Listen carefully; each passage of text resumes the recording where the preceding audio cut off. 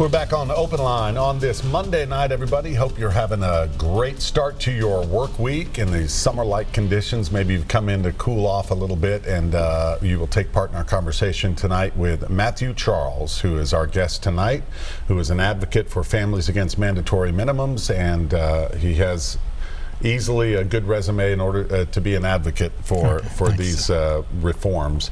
I want to talk a little bit. We do have a caller on hold. We appreciate it, caller. Hang on just a moment. We'll get to you. 737+ is the phone number, by the way, if you'd like to call in. Talk about criminal justice reform and what President Trump and his administration have done so far and what you would like to see done.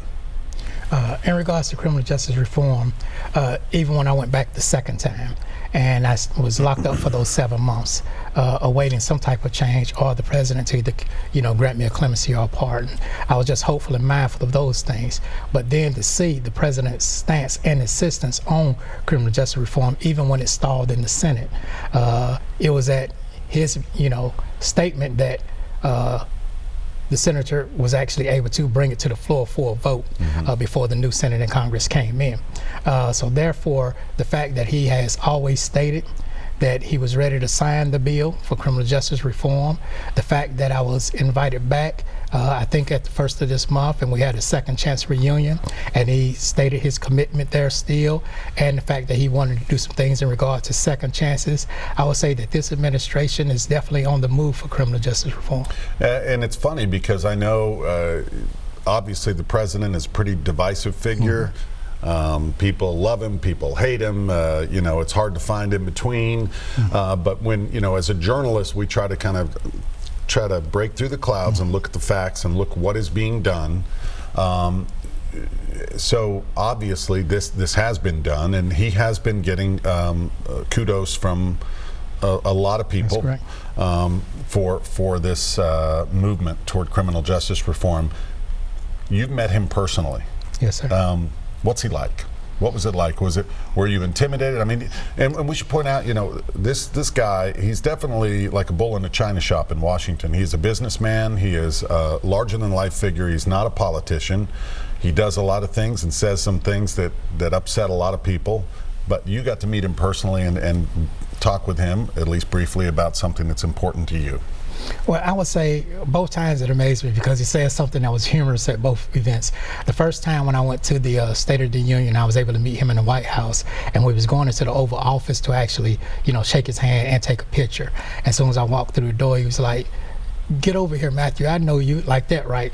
So Matthew Charles said my full name, like that. So that took away the nervousness, put you at ease, right? Yes, that I had, and I was able to see that it was very humorous and a pleasant situation. Then the second time when I went for the reception, and before I took the podium to speak, he was like, "You more famous than me?" And I was like, "No, sir, nobody can be more famous than you." So, like I say, as far as that surprised me because he was congenial. That's correct. Yeah. And the fact that he has been a former businessman allowed him to be able to seal the deal. Yeah, which is important. So let's talk about, well, I'll tell you what, let's go to our caller who's been holding. We appreciate it. Lee, welcome to Open Line. What's on your mind? Hello? Yeah, go ahead, Lee.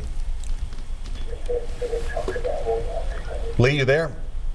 Yeah, I'm here. Go ahead. Just mute your TV because there's a little bit of a delay, and we'll just talk over the phone. And go ahead. Hey, how you doing, sir? Do what? I respect him, and I know how many times people have done time a lot longer versus armed robbery, get 8 years at 30% versus the dope charges. But my thing is, when you've done time and you need mental help and you ain't got the insurance or the system, what do? You know what I'm talking about, Big Daddy. I understand that. Go ahead. Okay, I understand where he's coming from because one of the things that need to be done in regards to criminal justice reform is those that do need mental health treatment. Right. Oftentimes, their felony conviction allows them not to be able to get the same benefits that a regular person would, so that they can continue their treatment. Right. So I understand that, and like I said, more criminal justice reform needs to be made for those that actually have that felon stigma attached to them. Well, I know locally, and not on the federal level, but locally, Sheriff Darren Hall has talked an awful lot about the Metro Jail and the inmates who are held there, which is supposed to be a temporary situation. Generally, there are sections of the jail where they do take other inmates who are there longer term. It's kind of a deal they have with corrections. But for the most part, it's a temporary situation. But he has really pushed because he's seen it, he's been there. How many of these people who are jailed need help, mental health? Right. It's a mental health issue. Yes, it is. Not just a criminal justice issue. That's correct. And I was just speaking from the perspective of the person actually being released that still needs that mental, treatment. And then out in society. That's correct. Right. But as far as what your statement stating is like diversionary type of thing, right, to where they're But it has to start somewhere. It has to start. And locking them up in the county jail with the rest of the people with violent offenses or regular offenses and not treating their illness or addiction doesn't allow that person to actually be because the statistic is the vast majority are going to be released. Yes, sir. Whether in federal prison or local jails, the vast majority are released back into society. Yes, they are. Okay, and we need to do what we can to make sure that they're ready and that they have the help that they need. So tell me a little bit about Families Against Mandatory Minimums. And we heard a little bit of that caller. Some of the discrepancies in sentencing laws.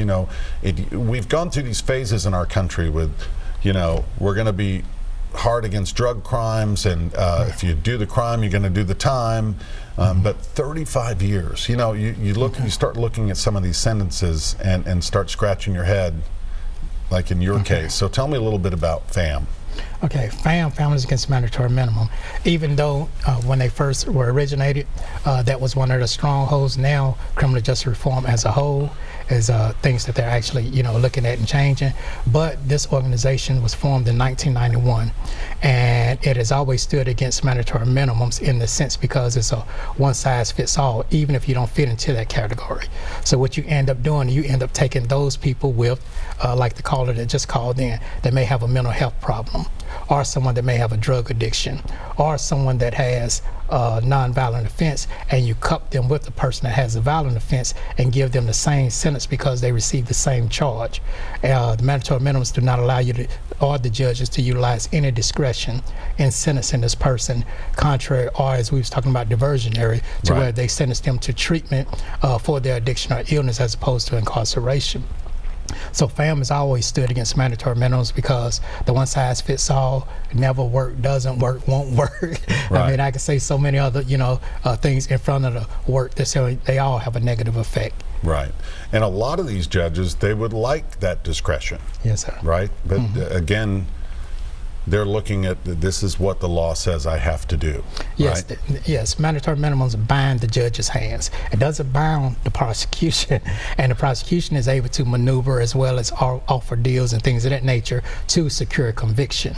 Whereas the judge, who has all the same information and may know even more information about this person as far as why they committed the crime, can't bring any of that into the sentencing. He only has to follow whatever that statute or that guideline for that offense is.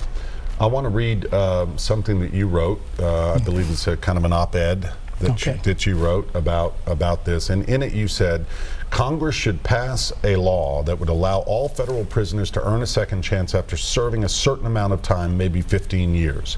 People would not be guaranteed release, but they would be given an opportunity to be resentenced by a judge. The judge could determine whether they had used their time in prison to atone for their crimes and make changes for the better. If not, they would continue to serve their original sentence. And you go on to say a law such as this would encourage prisoners to improve themselves. Yes, I believe it would, and so do the organizations that I work for. And that 15 years was contingent upon how much time that person had.